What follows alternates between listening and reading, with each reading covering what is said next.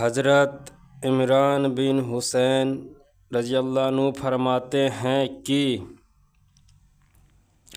रसूलुल्लाह सल्लल्लाहु अलैहि वसल्लम को यह इरशाद फरमाते हुए सुना, जो शख्स कुरान मजीद पढ़े उससे कुरान के ज़रिए अल्लाह ताला से ही सवाल करना चाहिए।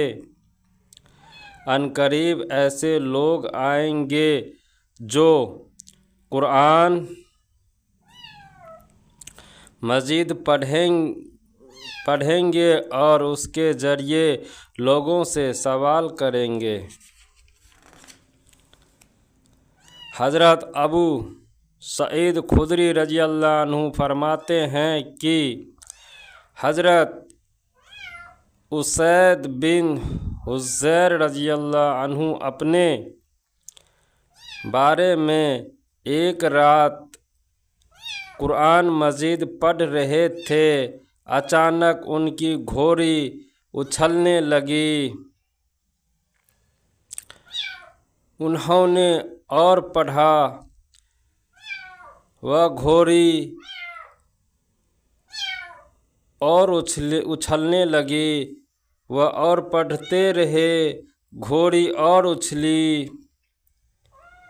हज़रत उसैद रज़ियल्लाहु अन्हु फरमाते हैं कि मुझे खतरा हुआ कि घोड़ी कहीं मेरे बच्चे यहया को, जो वहीं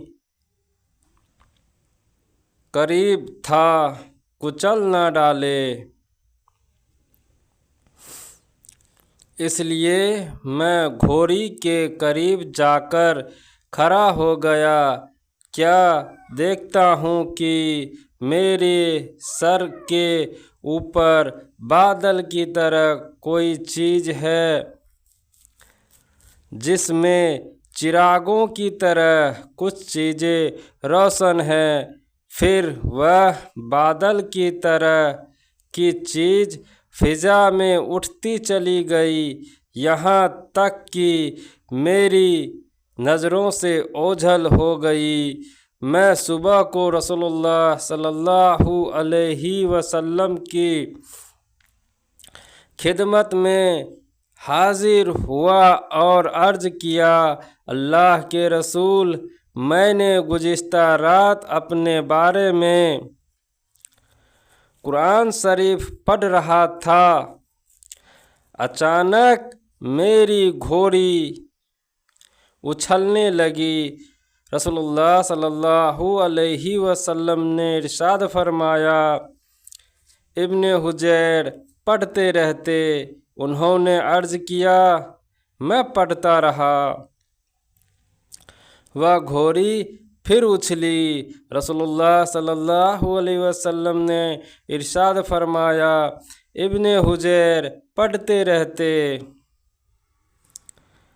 उन्होंने अर्ज़ किया, मैं पढ़ता रहा। फिर भी वह उछलती रही। आप सल्लल्लाहु अलैहि वसल्लम ने इरशाद फरमाया, इब्ने हुजैर पढ़ते रहते। उन्होंने अर्ज़ किया, फिर मैं उठकर चल दिया, क्योंकि मेरा लड़का यहया घोड़ी के करीब ही था। मुझे यह खतरा हुआ कि घोड़ी कहीं यहया को कुचल न डाले।